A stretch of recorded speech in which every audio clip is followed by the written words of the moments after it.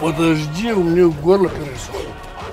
Кыргыз Республикасынын эл артисти театрга ополтоодо эмгек сиңирген, жаштыгын, деги эле бүтүндөй өмүрүн театрга арнаган Замир Сооронбаев көптөн бери сахнадан көрүнбөй, эл алдына чыкпай калды эле. Акыркы жолу Манастын улуу Семетей спектаклинде жана айтылуу төкмө акын Элмирбек Иманалиевдин эстелигинин ачылышына баргандан кийин коомчулукта Замир Сооронбаев эмнеге көп көрүнбөй калды, кырсыктады беле деген суроолор көп болуп, бул суроолорго жооп алуу максатында агай менен байланышып, маектешүү үчүн агайдын үйүнө келдик.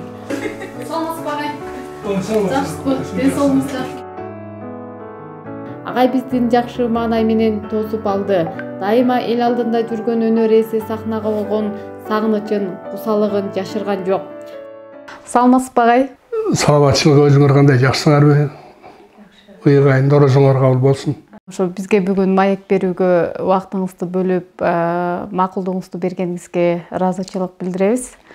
Анда биринчи сизге бериле турган суроолордон баштай берели. Ошо сиз көптөн бери эл алдына чыкпай калдыңыз эле. Анан жакында ушу Манастын улуу Семетей спектаклинде сизде ушу алдыңкы катарда отурганыңызды, анан жакында эле ушу Элмирбек Иманалиевдин акыныбыздын эстелигинин ачылышында көрүп калышыптыр элдер. Анан сиз жөнүндө аябай көп суроолор болду. Агайга эмне болду эле, кырсыктап калды беле депчи. Анан ушу ооруп калганыңыз туурасында өзүңүз окурмандарга, биздин көрүүчүлөргө айтып өтсөңүз. Эми мен өзүм жөнүндө айта турган болсом, мына ошо 2015-жылы майдын 15-inde ошо командировкага Караколго барып, ошол жерден ушу мурда кичине кан басымым жогорулап жүрчү эле. Анан ошол жерден инсульт кармап калдым. Ошондон бери үйдө мына майда 7 жыл болот.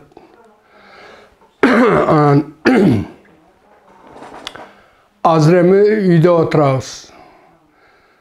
Бул эми мында кырсык, оору дегенде душманга каалабай турган нерсе. Себеби жүгүрүп, секирип, ойноп жүрүп, эл алдына чыгып, жүрө бир күн мынтип ушундай бир топ убакыт отуруп калыштын өзү өзгөчө чыгармачылык адамга өтө эле кыйын болот экен.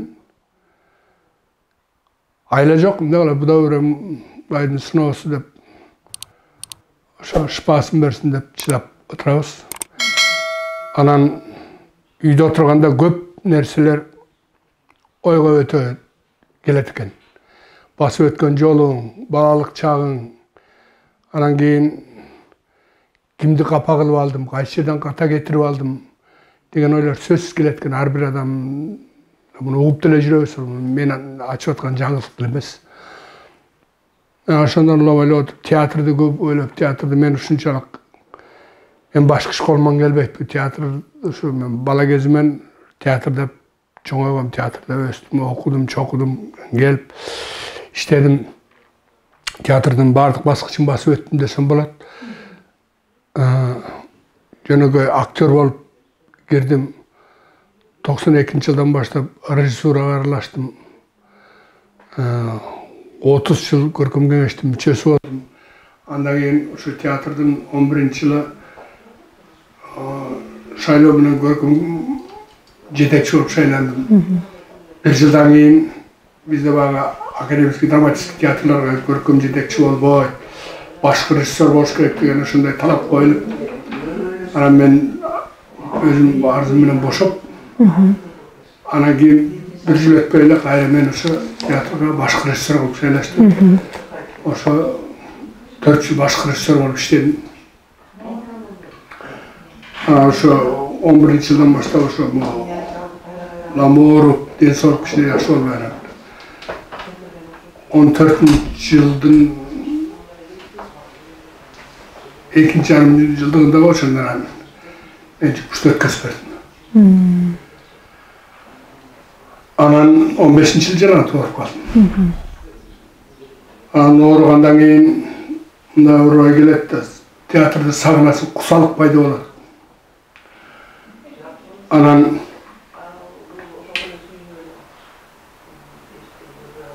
жанагы озвучка деп коет. Күн коштогу. Күн коштогу ошолорго чыгып калса дагы барып калаттым. Көп эмес анда. Анан 17-жылы биздин заманыбыздын залкары десек болот. Геннадий Садырович Базаров үйгө келип калды. Ден соолугуң кандай, ден соолугуңду сурайын деп келди. Акырын. Анда 17-жылы мындай отуруп метип койгом. Анан bir ssenariy alып келдим. Сабарлап жазылды. Ушкина ошо сени тартайын деп атам деп. Анан кандай болот мен бул акыбал менен болсом. Болот үчүн самыйларга сценарийди окуп, анан неме кылдым. Жооп бересиң мага. Ошот макул экенин. Эми бул баягы Tuzlu Çöl деп piyesa бар болчу. Ошо пьесанын негизинде жазылыптыр. Ал пьесаны мен аябай жакшы билет элем, бизде Кыргыз драма театрында коюлган. Анын эң негизги каарман ошо президенттин, мамлекеттин ошо мурдагы президенти деп айтылат да. Бирок кайсы президент экенин мурдагы президент ошондой айнаган. Абдан бир философиялык чечилиште. Анан ошону ойлошуң керек. Анан oynayan bakırlar bana. Bir gayrı geldi. Gayrı geldi onun. O zaman jakşı olup kalgan turuysun bu. Ağzım bunday, ben bunday çeşimge geldim dedi. Kanday bakırsam, men bir yılga bunu konservasiya kıldım. Dağı tıngı. Anan endi jayında Kuday bursa tartabız gölden tartmay olduk. Oşat makul keyin güzel jay geldi, syomka başladı dedi. Gene anan balancasında oşo syomka başladı, gelişim gerekti. Anan kay жерде gölde janagı imar toңun jabı var emes bittik ya. Жылы su çıkkan yer, oşo jerde. Anan baybiçem darparlarında kamda limelerim var, ne yap, katır mesmi var, maşinesine salvalarım beni alpardı.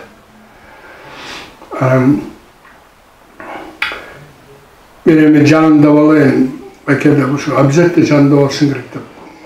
Kendime karamam ben.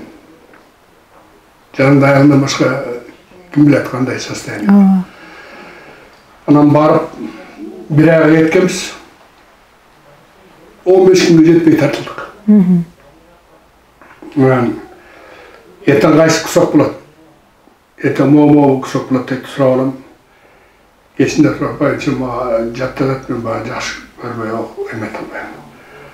Ertesi siyasi plaşetkaga oşo kusokka dayar bolup baram. Gene aykayga razı bolup. Oşot 15 gün jetpey tartılıp bitti film. Tuzlu Talağa dep çıktı film. Halde bir ödet dayımla. Bu çoğun şurup kaldı. Anamında reklamatın demine açıyorum. Anan dağıla bayağı şu 40 yıldan aşık çıkarması da жүрген şey. Bir kursalların tiyatro olan sağın için hemen toktub etken de. Anlatırım kitap yazdım. Tiyatro ben aytıp dastanımda. Men kitap жазайын деп атам, kitap жазгантам, чыгарганга жардам берилет. Фильмде эч кимге жар да салган жокмун. Министерствого да айткан жокмун, өзүм иштеген театрга да айткан жокмун. Жазып бүткөндөн кийин ошо деп турмун, кайсы басмакан экен азыр эсиме чыгып атпайбы. Ошонун жетекчиси Бакыт деген жигит экен.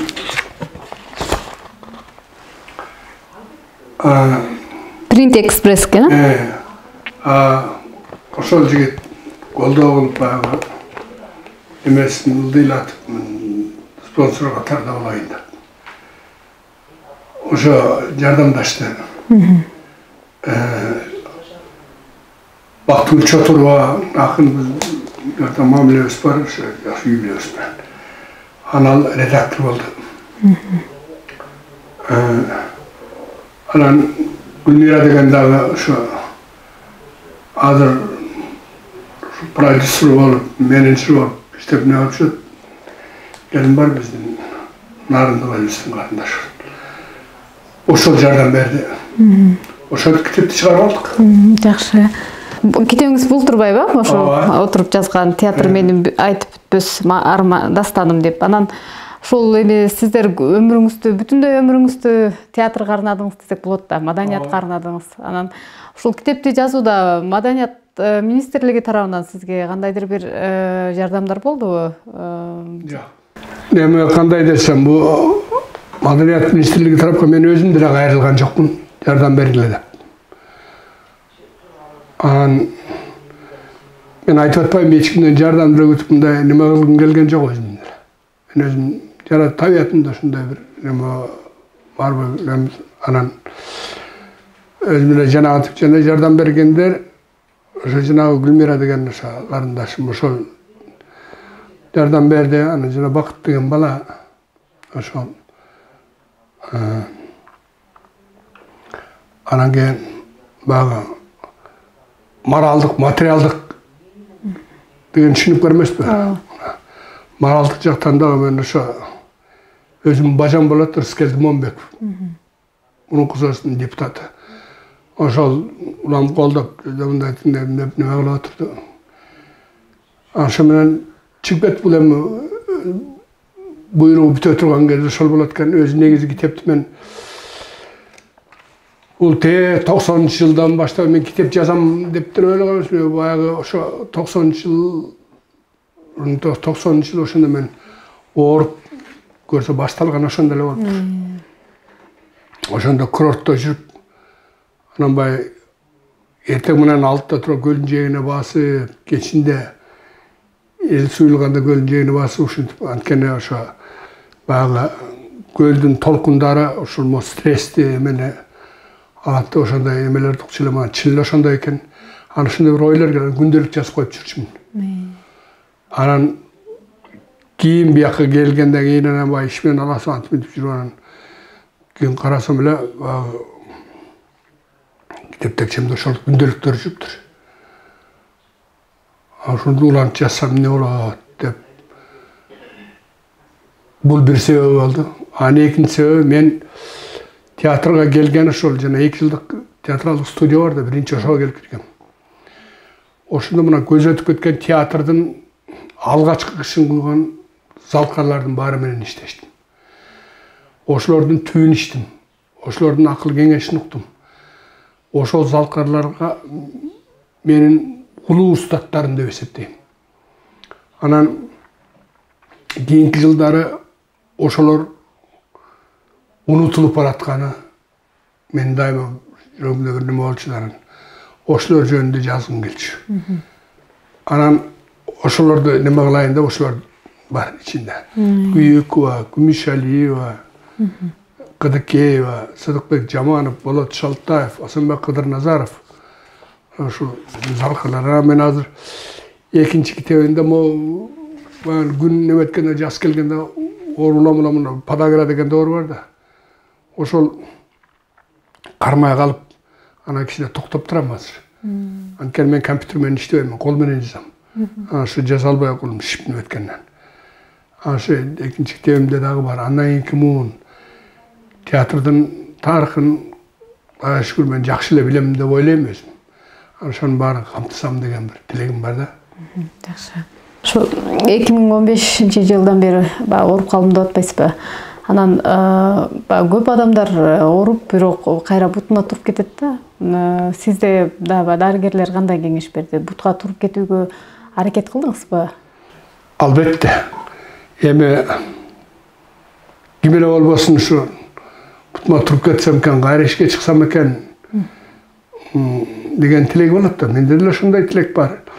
Мен аябай бул инсульттун эң оор формасында жыгылдым. Мен түптүс эле жатчымын. Кыймылдай алчу эмесмин.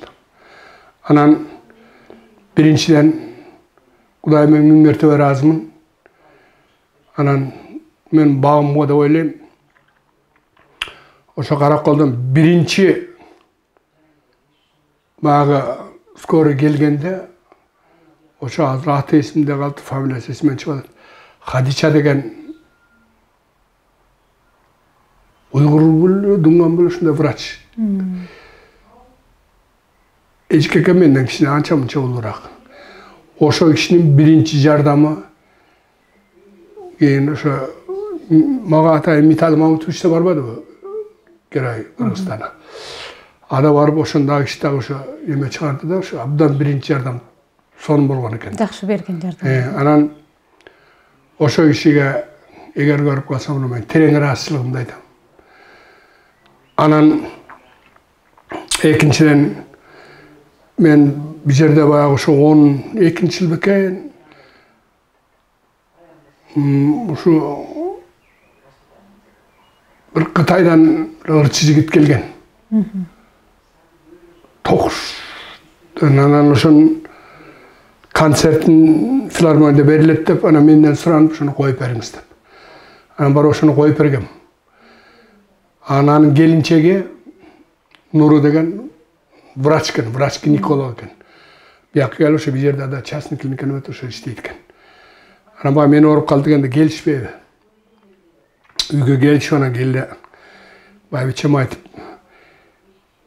бир жерде бир кытайлык дарыгер бар.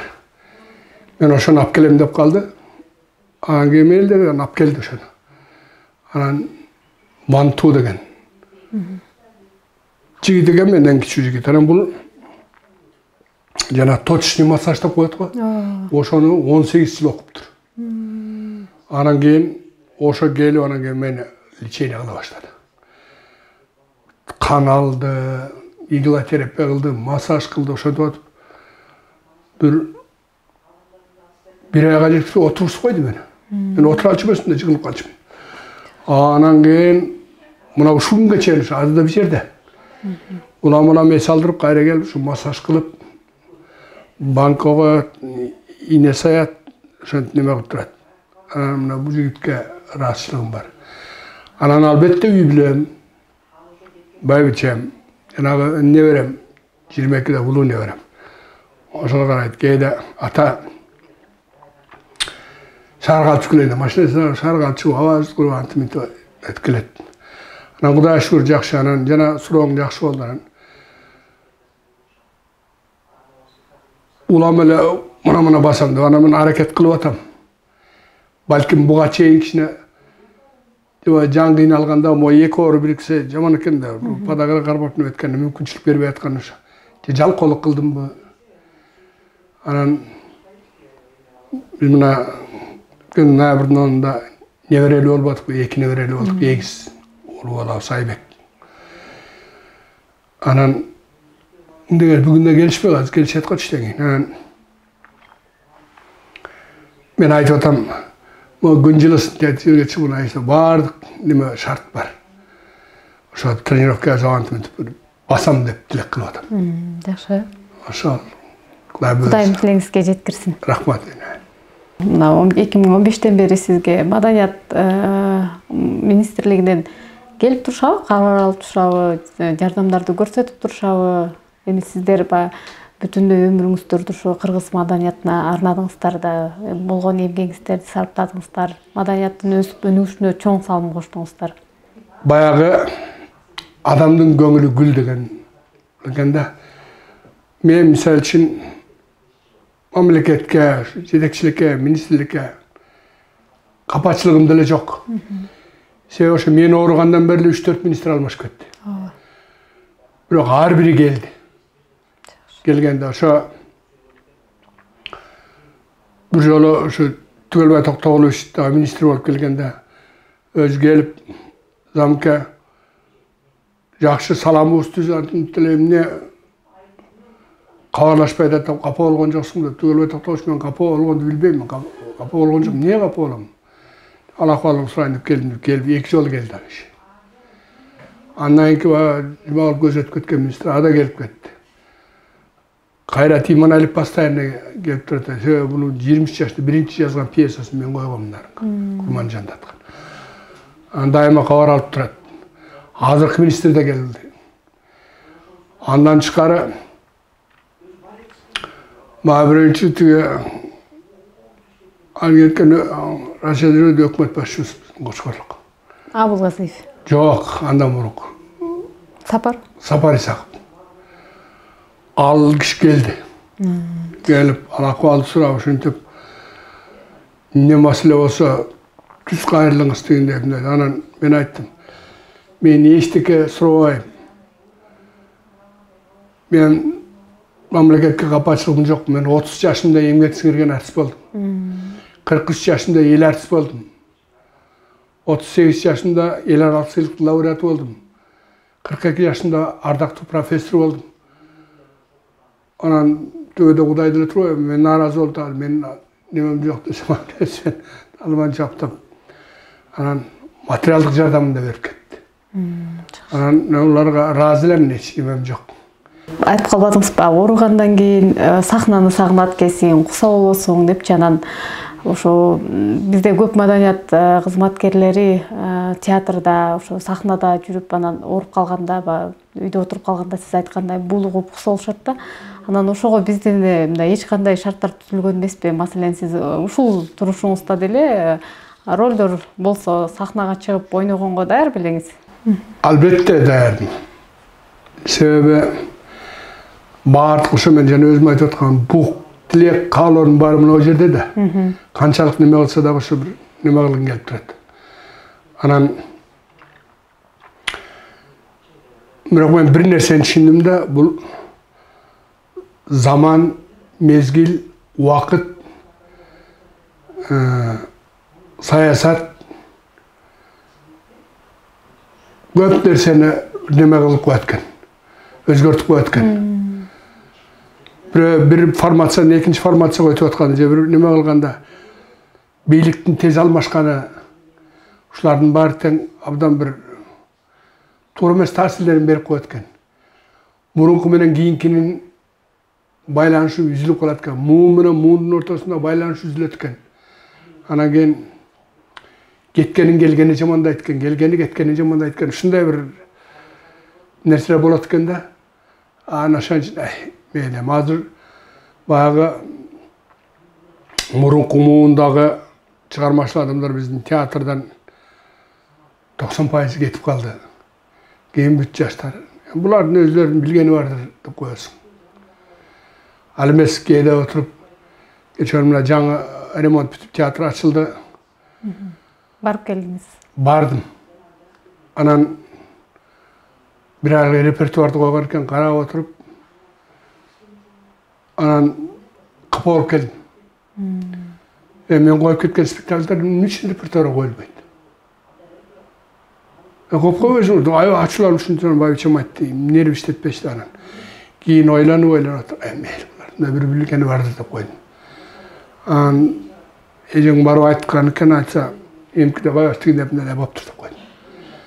Ушундай экен да, көрсө баягы эскинин кадырын билбей, жаңынын баркына баары жетпейсиң. Туура. Ошон үчүн мен жанагы китебимде дагы айтканым ошол. Биздин залкалар мен ошолордун ар бир айтып кеткен сөздөрү эмгичек угуламды кечинде жаткандан дароо уктап кете албайсың да, курчак эмес. Ойлонуп жатып ошол кишилердин сөздөрүн эске аласың. Сабир апамдын bir үйгө келди. Жанагы 22-деги неберем төрөлгөндө. Келип анан ба 40 күндүн чыгарат деп коет го, ошону чыгарып. Мен эмгиче айтып берем. Кыргыз эл баатыры 40 күндүн чыгарган сен булам. Анан мен 50-ге чыгып калдым анан. Özüm sen 50'ge çıktın mı? 50'ge çıktım yer ortana деп. Анан ошентип атпайм, ошентсем. Ошо кишинин айткан сөзү мен дайыма муну балдарыма да, окуучуларыма да бүт айтам. Китепте да бар. Замке балам. 50'ge çıksa болот адам. Мына 50'ge çıktım. 60'ga çıksa da болот. 70'ge çıksa da болот. 80'ge çıksa da болот. 90'ga çıksa da болот экен, мына мен 90'ga çıkmadım. Бирок кадырман кары болуш ар кимдин колунан келе бербейт. Ушул жөнүндө көбүрөөк ойлон дечи. Эже. Эмне деген сөз, эмне деген керемет сөз. Ошону ойлойсуң, ошон үчүн дайын жок бирдемелерге таарына бербейинчи, үмүтпейинчи деп ойлойт экенсиң. Менен мына 3 жыл калды 70-ке. Өтүп барат. Кудайдан бир гана ден соолукту тилеп, бала бакыра небереңиздерге окшогон жаштардын өмүрүн тилеп, ошентип өчкөр анан кийин баркыбызды жасаган ишибизди билгендер билер, билбегендер дагы бир качандыр бир убакыт өткөндө бирөө касып чыгып чыгар. Бирок ошол эски таланттар ойногон, залкарлар ойногон пьесалардын жаңы муунга, жаш муунга көрсөтүлбөй калышы, сиз айткандай ортодогу эски муун менен жаңы муундун байланышын ажырымын пайда кылса керек, Ооба. Бул маселе менин көптөн бери көкүрөгүмдөгү нерсе. Өткөндө Кайрат Иманалиев келгенде дагы мен айттым. Азыркы ТРКнын ген директору болуп атпайбы? Эмне үчүн мурда Союздун биздин спектакль тартылып калган спектакльдердин баары архивде. Ошону кайра берип турбайсыңар. Десем, мына кайдыгерликте ушуну айтыш керек. Көрсө, бул эми Кайрат Иманалиевдин күнөөсү эмес.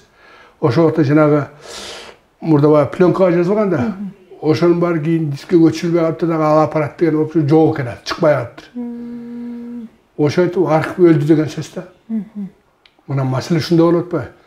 Ошон үчүн деги эле телевидениеде болобу. Мен Кыргыз драма театрына деле айтам, азыркы жетекчи, мурунку жетекчилерге айтчумун, архивди өзүнчө сактайлы. Архив деген бул чоң нерсе. Кийин ушу театрдын тарыхын изилдегенде, чыгармачылардын тарыхын изилдегендер чыгат сөз. Муун келет андай. Ошондо ошолор карагандай болуш керек деп. Мына ушу бардык жагынан алганда мен карап кичине зээним кейип кетет. Ушул жок да мүмкүн да. Анан ошон үчүн азыр мисалы үчүн биздин жаш актерлорго барып театрды өзү иштеп аткан театрдын тарыхын сурасаң билишпейт. Анткени алар ошол жана эмени каяктан алат? Кеп ошондо болуп атпайбы? Анан мына Марат Алышбаев жакында эле өтүп кетти, өзү өтүп кетти, залкар актер, мыкты дасыккан жетекчи. Ушул маселени көтөрүп келаткан.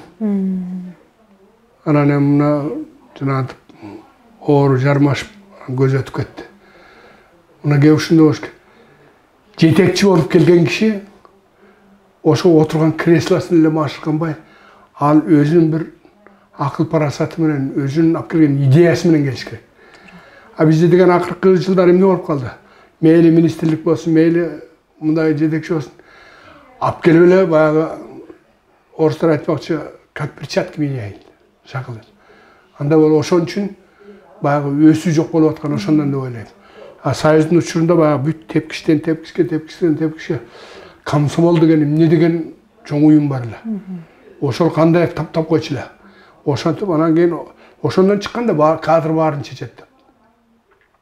Ошондой кадрлар болбой атпайбы? Кеп ошондо да.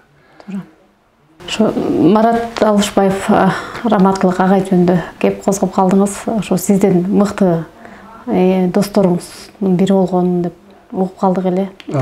Агай каза болгондо аябай ошо сизге оор болду деп айтып калышты. Агай кандай киши эле, ошо сиз досуңузду жакындан жакшы билсеңиз керек. Бул жашоодо чыгармачылык, достук, адамгерчилик, адамдык касиет, барча ушунун баары чийлешип, бир көз караш бир жерге туруп, ошондо адам дос болот. Мен Марат Алышбаевди 85-жылы биздин Оштон бизге келди, ошондон баштап билем жакшы. Ага чейин Ош драма театрында, ошо Ош театрынын лидери болуп турганын угуп да жүргөнбүз, көрүп да жүргөнбүз. Бизге келгенден баштап чогуу иштешип калдык. Көркөм кеңеште бир отурдук, көркөм кеңеште ал убакта окумуш болчу эле бизде. Ошол пьесаларды талдоо, спектакльдерди талдоо жүргөндө. Мунун ошол баягы абдан окурман, көп нерсени билген адам экен ошондо көрүнө баштаган. Анан бул абдан иштербан жигит болчу. өте іштермін.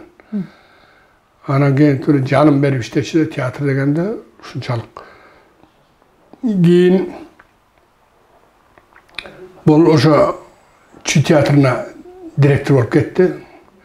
Ал жерде абдан жақсы иштеді. Анан Каракол театрына директор болып кетті. Каракол театрында абдан бүгүнкү чейин айтышат Алышбаев ушундай мондайлар болгон. Анан бизге жетекчи болуп кетти. Бизге жетекчи болуп келгенде баягы дайын алдында Калпаев жалганчы болгум келбейт. Директорды шаңғылдатып алмаштыра бересіңдер бе? Тем более, почти пенсионный возраст екенде, ошо каршы чыккандардын бири да мен болчумун. Ошондо театр токтоп, ремонт болуп, 2-3 жылдан бери ачылбай турган. Келип эле иштей баштады. Шакылдатып бирага жетишпей театр ошо малый театр деп, малый сцена деп. Ошону менен ачты театрды. Анан театр ачып жүрдү ошентип. Анан шакылдап ушу келип эле илгери Союздун учурунда ар бир 3 жылда тарификация болуп, артисттердин айлыктары көтөрүлүп турчу да. Ошо Союз жоголгону менен ошо бойдон жоголгон, эч кимдин айлыгын эч ким сураган эле иш болбойт. Анан Алышбаев келип барын айлыгын көтөрүп ушундай неме кылды. Аябай жакшы иштей баштады.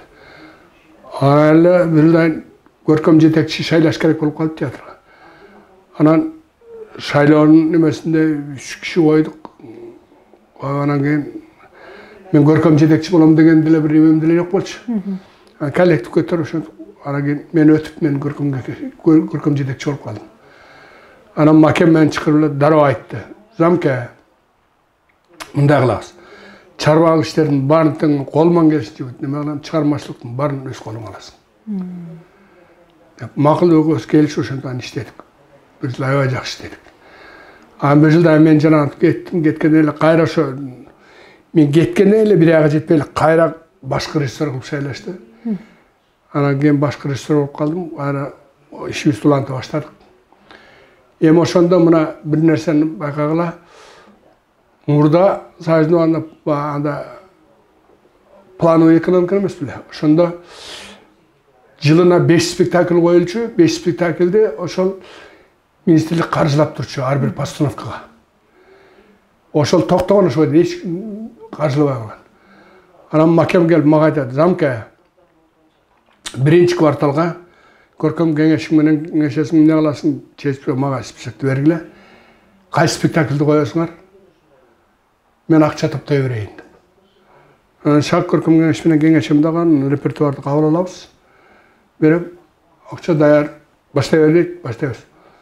Жылына 5 эмес, 6дан спектакль чыгардык, 6 тыйын албай. Бул директордун күчтүүлүгү. Мына ушинтип иштеген. Анан кийин карап, анан кийин жыл аягына келгенде айтты: "Замке, мындай кылбайлы. Өзүбүздүн кызматкерлерди өзүбүз барктап, өзүбүз баалабаса ким неме кылат? Өкмөт качан берет деп эле отура беребизби? Жыл жыйынтыгын чыгар. Актерлорго лучший актер года, лучший актриса года, лучший спектакль премиальный мен баланча эме таап койдум. Баарына эме берчү. Режиссеріне, художникіне, актерлеріне премия берчү. Азыр жаштар айтып өтпөй. Иштеп турганда премиальный алчылык, азыр премиальный алдык деп айтса кийинкилерге жомок болуп атат. Мына ошондон улам айтам да, мен бул Алышбаев залкар актер. Бул ойногондор ойлой калган жок. Биздин баягы жергиликтүү драматургиядан баштап дүйнөлүк классикага чейин бүт ойноп чыкты. Баары мыкты, ушундай чоң чебер. Анан кийин мыкты жетекчи. Бул институт жүргөндө эле староста болуп, андай ошто иштеп жүргөндө меском председатель, партком болуп, анан абдан мындай эмет өзү абдан көп окчу. Анан бизге келип, бизде да партком болду. Ошо Алышбаевдин убагында өттүм мен да партияга. Анан кийин ошо жакшы болуп жүрүп, анан кийин экөөбүз бирибизди сырыбызды бирибиз аябай билдик окшойт. Анан улуу да менден.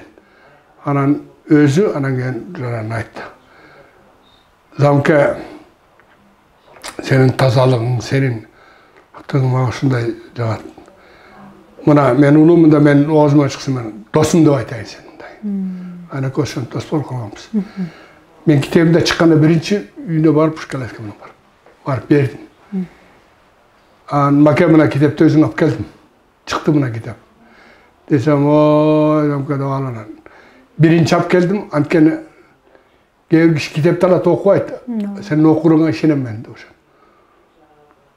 Ertengini zvante tutma. Zamka şunday son jasın asabına zalkarlar jönde mağa şunday jaktı. Bir okup çıktım da. Pazar ayta düşündü. Anan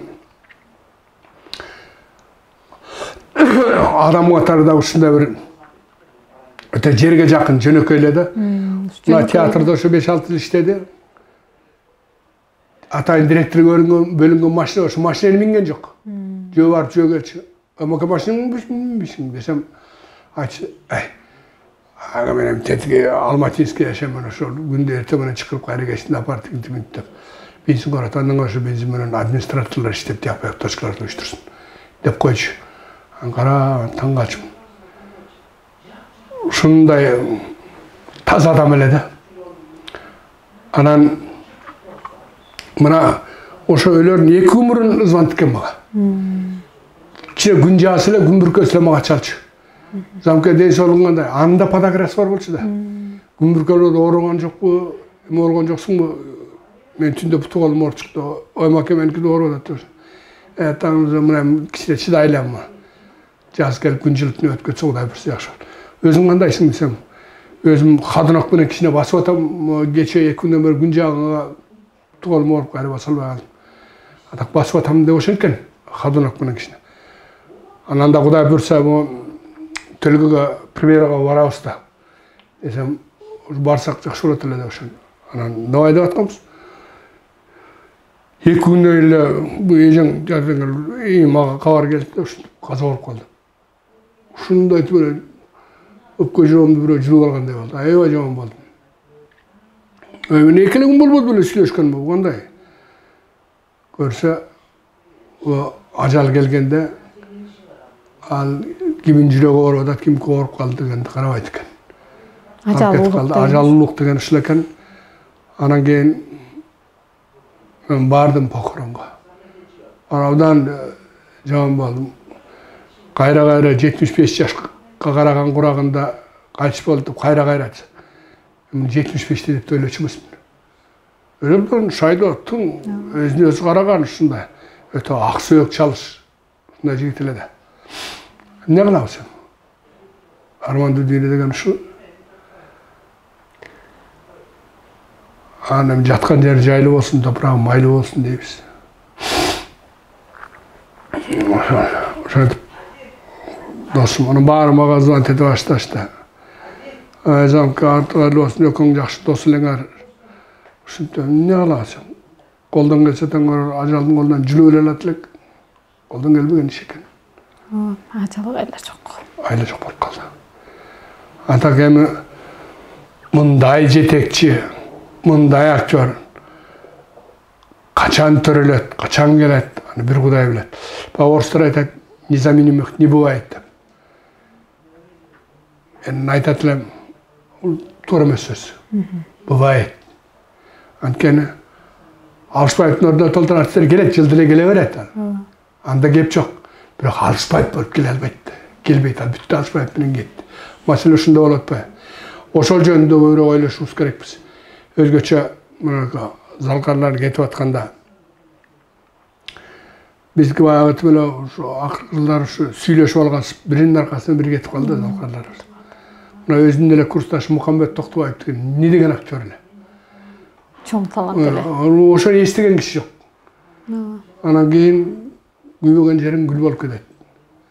Anan misalı uşlar toluk bağasını albay ketdi öyle men korkpoyup böyle aytaladı.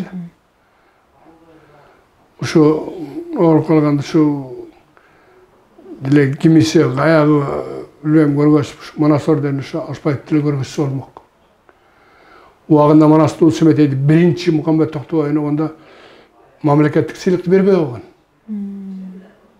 ошол өлөр өлгөнчө жүрөгүндө калып чыгып кетти. Арман болуп. Bir aydan ошол эме чыккандан кийин берилбей калгандан кийин мен ойнобойм деп отказ берип койгон. Кеп ушунда да мына ошентип бул чыгармачыл адамдын жүрөгү өтө назик болот. Баласы жакшыны да батка кабыл алат, жаманды да батка кабыл алат. Жакшыны аябай батка кабыл алып болгондо ушул көтөрө албай жанагы эметип кеткендер. Жаманды катып алганда ошентип жанагы окчул болуп, жолсуз жананып кетип калгандар. Мына айырмалар бар да бар. Эмне деген залкарлар кетти бизден. Азыр жөгөлүнүп өткөндөр мен деп койгула эле. Мен алышым керек, эмгексиз алышым керек, эл артист алышым керек деп. Арча биз Оңус Илгери деген деле мен бир артистти көргөн эмесмин, арыз жазып келген. Мага мени заслуга көргөз, мен народного көргөз. Андай болчу эмес, ал шылдың болчу. Анан кийин көркөм кеңеш көргөзчү, көркөм кеңеш сапар министерство ошонун негизинде анан тияка жөнөтүп, ошондой болчу да. Анан жайнатып анан кийин ушуну арча ушугант болсун. Баягы элди өнөрдү, элди талантты эл баалайт деп ошондон айтат. Туурабы? Ушундай. Сыйлык наам тууралуу сөз кылып калбадыкпы анан азыр наам негизи сыйлык чыгармачыл адамдарга керекпи? Мисалы бул чыгармачыл адамдарга ошо эмгегиндеги жетишкендигин көрсөткөн нерсе катары бааласак болобу же жөн эле стимул катары бааласак болобу? Мисалы сиз өзүңүз сыйлыктарды учурунда, убагында эрте алыпсыз да. Бардык сыйлыкты алдым, ыраазымын деп отурасыз. Анан ушул сыйлыктар сизге ушу жашооңузда бир тирек болуп бере алдыбы? Бул сыйлык жөнүндө мындай, албетте кылган кызматың, эмгегиң, мээнетиң кайтат деген ошол эгер ошол бааланып турса. Бирок ким тарабынан бааланат керек? Анын критерийлери кандай? Ошол жөнүндө бул башка кеп. Анан мисалы үчүн өзүң сурап берип атасыз, мен тагдырыма ыраазымын, мен учурунда алдым сыйлыктарды. Ал мага эмне берди? Мени кийинки иштегенге шыктандырды. Үмүт берди, дагы иштешим керек, дагы мынышым керек. Мына ошол жагынан гана. А болбосо ал нам болуп берип же үстүнө айлык кошулуп айтат. А бүгүнкү күндө карасак, эгер бүгүнкүдөй шарты боло турган болсо, бул наамдын эч кимге кереги жок. Мен мисалы үчүн азыр айтам, бирөө балким ойлошор, өзү алып алгандан кийин ушинтип айтып атат. Мен азыр эл артистмин деп айткандан уялам. Бир жолу журналисттер келгенде айттым эле тамаша. Азыр эмне колуңа эки таш карап ары карап туруп ыргытсаң, бирөө генералга барып тиет, бирөө эл артистке барып тиет. Туура. Кээ ушундай маселе ушундай болуп атпайбы? Баягы курут тараткандай тарата бергендин менимче эч немеси жок деп ойлойм. Же болбосо эмне деген адамдар жакшы суроо бердиң азыр. Мен жана эле интернетти карап отуруп эчең айтып отурам. Гүлбү Ороз кызын эмелери чыгыптыр, ырлары.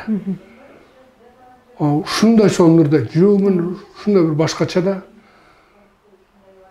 Анан мен айтам, ушул кыз заслуга албай кетти. А мындайлар толтура. Толтура. Мындайлар толтура. Ошон үчүн айтып атпайбы, жана критерий маселеси ушулда. Союздун убагында ушу бар болчу ушундай. Ким аз баланчы жылдан бери иштейт эле деп эле берип атпайбы? Андай болбойт да. Ошол мисалы үчүн актерлорду айталы, ошол кандай рамкадагы пьесаларда, кандай деңгээлде ойногон, кандай башкы ролдо кандайларды ойногон, канчасы сыйлык алган. Мисалы үчүн республикалык фестивалдар болчу, эл аралык фестивалдар болчу. Ошонун баарын карап, анан кийин театрдагы өзүнүн мамилеси, анын театрга болгон ошо салымы, чыгармачылык иште болсун, эл чыгармачылык иште болсун. Театрда андан башка роль жараткандан башка да толтура жумуштар бар да. Ошолордун баарын активдүү ачканы кандай, коомдук иштери кандай, ошонун баары каралып, анан көргөзүлөт эле.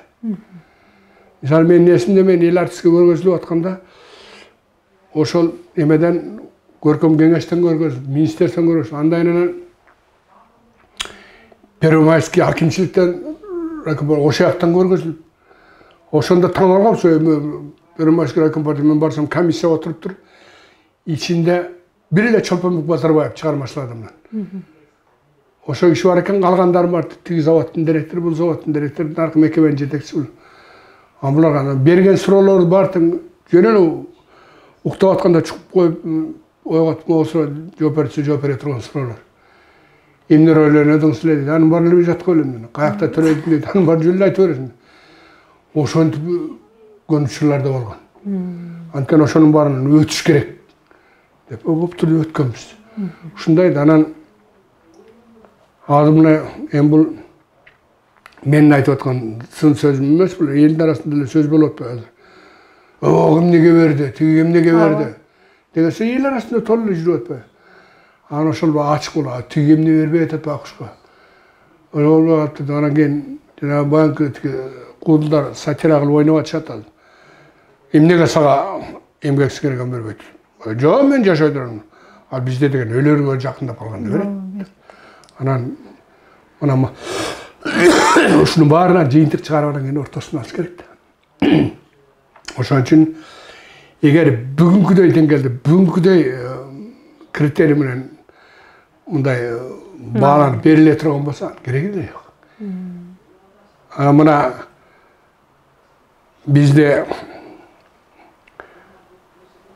мен жанагы пенсионный реформа жүрүп атпайбы? Ошого телевизион күндө көрүп отуруп, абдан бир капа болуп, мына өткөндө Атамбаевдин учурунда болуш керек. Персоналдык пенсия дегенди алып таштаган. Аны ушугантип жакшы болсун эне. Анан персоналдык пенсияны бир келесилер ойлоп тапкан эмес аны деген союздун учурунда.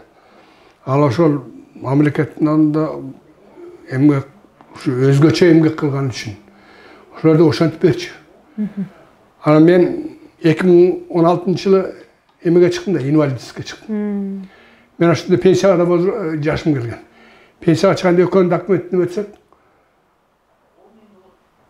пенсияда мага 5000 коюпту, 40 жылдан ашык. 40 жылдан ашык. Анан кийин буга инвалидскке биринчи группадагы инвалид деп 7000 коюптур.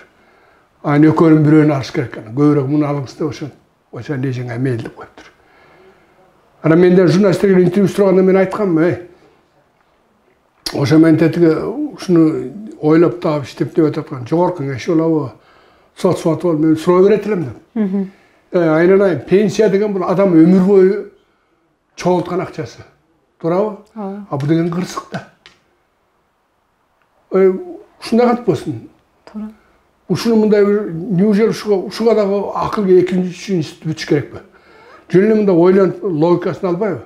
Туура экөөнү тең бере койчу деп аткан сөз жок. Бирок момчу ушту момундай экен, анан кийин инвалид момундай болуп калат, биягынан мындай кылбайлыбы десе болот да, туурабы? Туура. Мына мен көп бир топ инвалидтер менен деле сүйлөштүм. Алар деле таң калып атышат, ушундай кантип болсун. Так что мен инвалид болуп калсам менен момуну ала тур. Нарта 40 жылдан ашык стажым болду. Жок деп жокко чийип салган сыяктуу да. Туура. Мына ушуга капа болгон эмне? Дейсиң.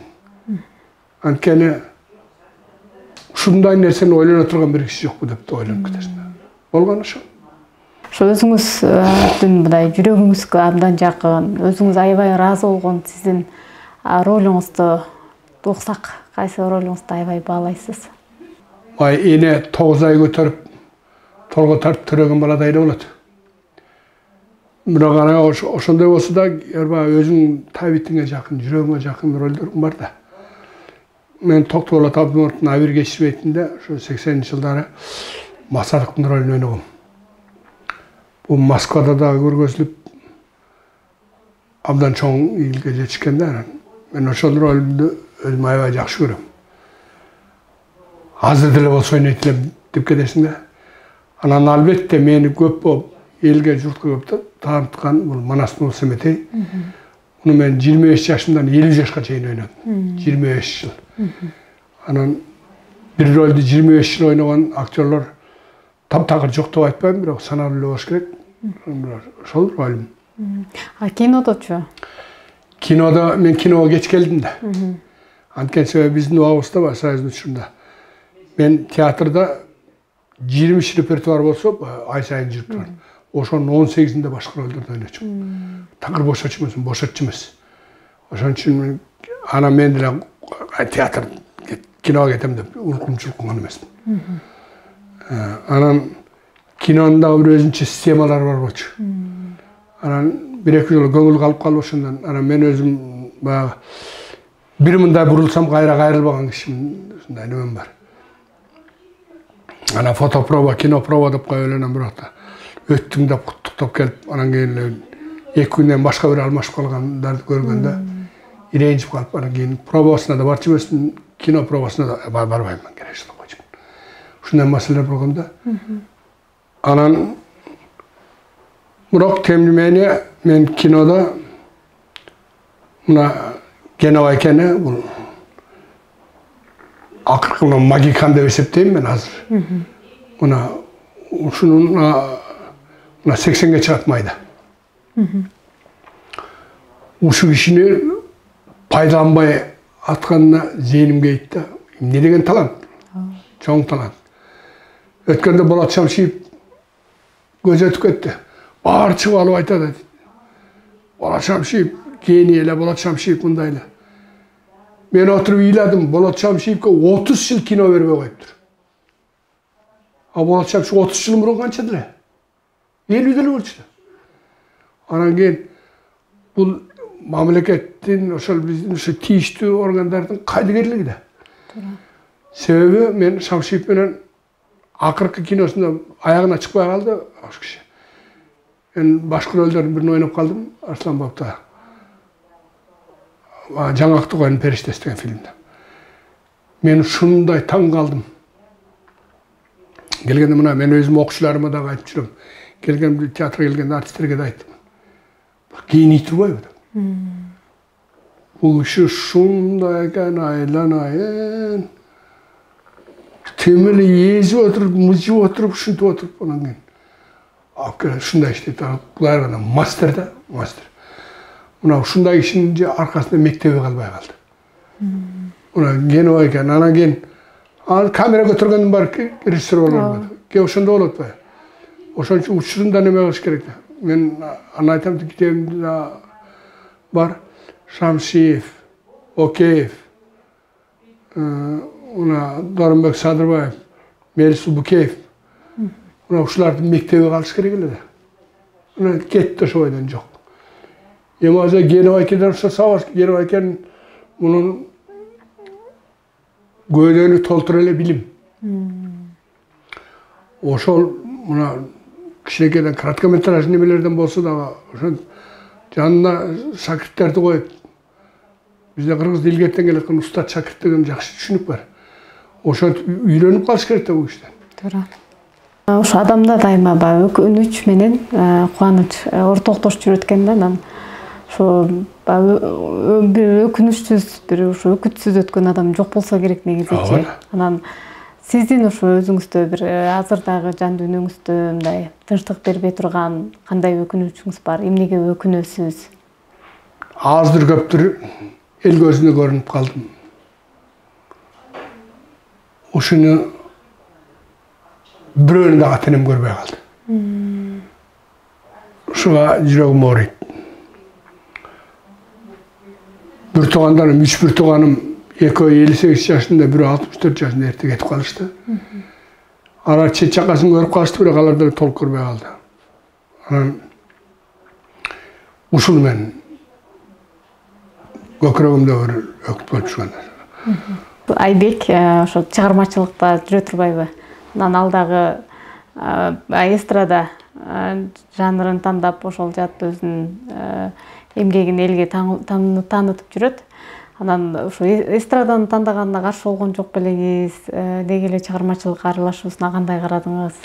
Кызыма дагы, балама дагы мен кичинекейинен таанылаган үчүн мен баягы Давид этип үстөмдүк кылып буну танда, тигини танда деп айткан жокмун.